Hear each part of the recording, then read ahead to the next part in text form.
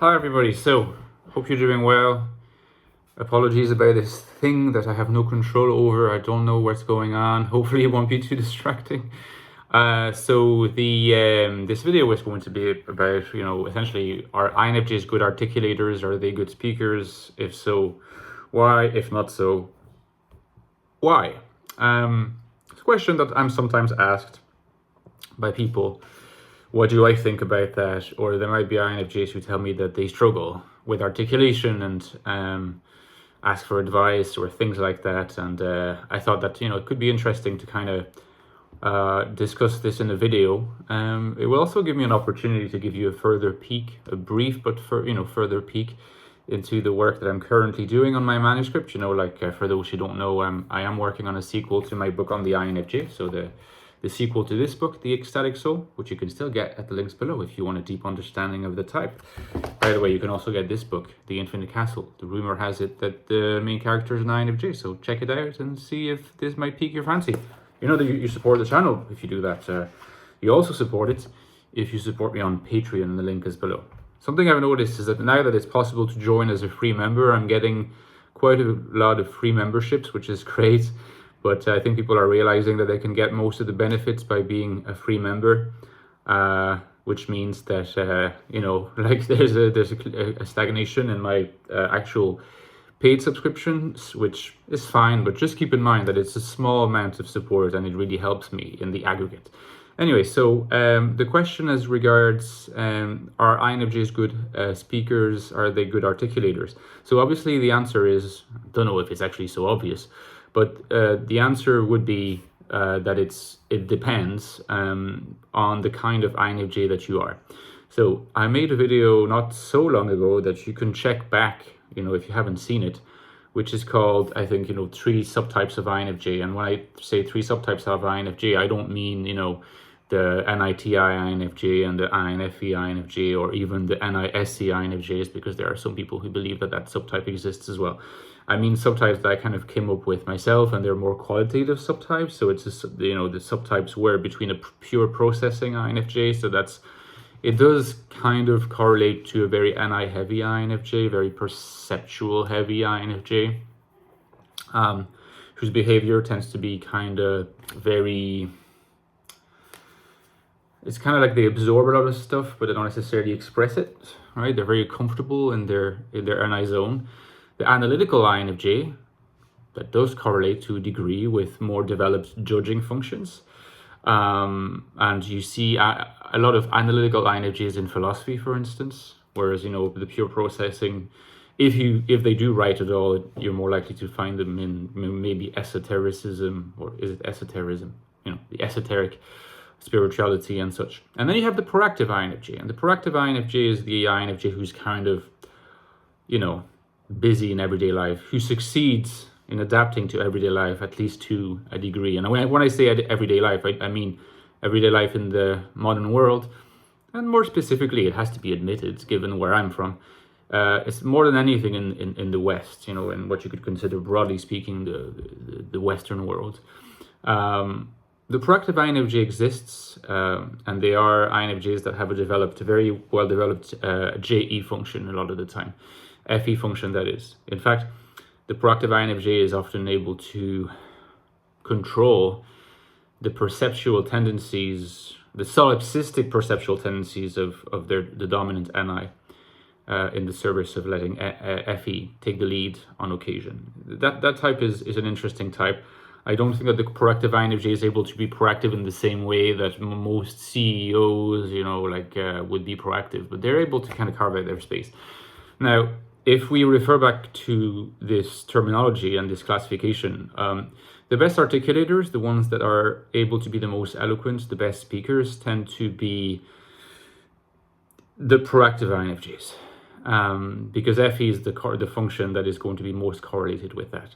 FE is a function that allows you to reach out to other people, not just in terms of how you connect to their emotions, or you're able to read through their emotions or create a particular context of feeling safe or feeling understood or feeling coordinated with others in a social context. But one of the methods, if you like, one of the expressions of this ability is by being able to communicate well with other people, and that inevitably comes with the ability to speak well, speak convincingly, speak clearly, and speak eloquently. So it's certainly an available option to proactive INFJs, but in a certain sense, if you follow this logic, you're never going to be able to compete with an ENFJ, say, for this, which is not surprising when we look at all the, or the vast majority of charismatic FE public speakers. Their FE tends to be dominant. Consider Simon Sinek, for instance, and there are many others. Simon Sinek, never know how to pronounce his name. Now, still, like, the INFJ has an ability to speak well that may not, be judged quite along the same criteria of eloquence and ability to raise the masses that you might speak to or refer to in the case of an extroverted type like the ENFJ. It's important to understand why the INFJ experiences difficulties in expression, because the difficulty in expression is directly linked to how an INFJ experiences themselves, right? And this experience of themselves is directly reflected in the language that they use or try to use. Okay, so to make it as simple as possible, and this is something that I discuss in chapter 3 of my current manuscript. Okay, I'm not going to reveal too much about it because this is something that I talk a bit about at more length on my Patreon page for my Patreon supporters. But suffice it to say that to be NI dominant for an INFJ is something obvious, and it's something that entails particular sets of experiences. You experience the world in a certain way. There's something that it feels like to be NI lead. I discussed that in The Ecstatic Soul as well, my first book. Among these things, you have something that's called prescience. Right?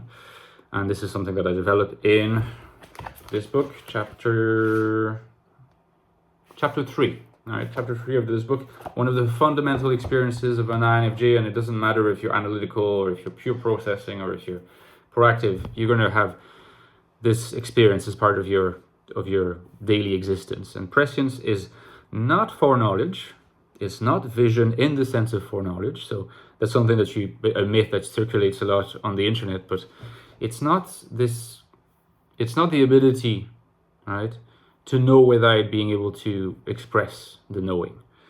It's the feeling that you know or can foretell without being able to express it. So it's important to distinguish between knowledge and the feeling that you have knowledge. It's wrong to say that INFJs have foreknowledge or knowledge without that can't be expressed, but they certainly have a feeling that they know but cannot express it. This is a fundamental part of their experience, okay? It's a fundamental part of their experience, of the INFJ experience, and I call it prescience. In some sense, it's a good term because it really is pre-science. If you take here science as synonymous with knowledge, it's pre-knowledge in some sense. It's just about to get there, but it can't quite be articulated. So to be for an INFJ to be authentically able to speak their experience, in some sense, they have to speak something that is always at the limit of understanding, right? And it would require digging much further into an INFJ's relationship to the archetypes and to the domain of the spiritual to kind of be able to get an even better grasp of what this represents. But someone who is authentically INFJ is always someone who's going to have to struggle with this experience of, hovering just above the domain of the completely intelligible. You can easily deduce from this that this is going to have some consequences on our commonly understood standards of transparent emotional communication and eloquence, because these require, essentially being able to when someone is eloquent, you notice that in Jordan Peterson as well, is that they have a thought, it occurs in their mind, and they're immediately able to translate it into a word or a string of words. It's like an almost instantaneous process. You might refer to that as extreme verbal fluency, or verbal intelligence. But I wouldn't necessarily infer from this that INFJs are not verbally intelligent. It's just that the thoughts in question, yes, they are not immediately translated into word. Like there's no spontaneous relation like can happen in the case of a dominant FE user. But that's because the thought itself is somewhat elusive. It's in that in-between mode between being complete and still being open to further definition, right? And so an INFJ who's authentically INFJ in this sense is always going to be to struggle to speak the unspeakable. And they can really do their best. And then you could also say that when it comes to the language of the elusive and the unspeakable, INFJs are actually the best at articulating it, and which is why, the likes of Eckhart Tolle and Rupert Sheldrake and many others, when it comes to the esoteric, when it comes to what is at the limit of the, what lies beyond science in some sense, but still conveys meaning, then you'll find a lot of INFJs, surprise, surprise. So it really depends on the domain that you're talking about. And I would say that the more an INFJ is pure processing, the more they're going to be like this. The more an INFJ is proactive, the more they're likely, I wouldn't necessarily to say to be inauthentic, but the more they're likely to kind of play down an I and facilitate a more spontaneous connection between the thought and the word by focusing more on FE, in some sense by behaving more like an ENFJ. Let me know in the comments what you think of these thoughts and what your own experience is. I'll see you in the comments, guys. Take care.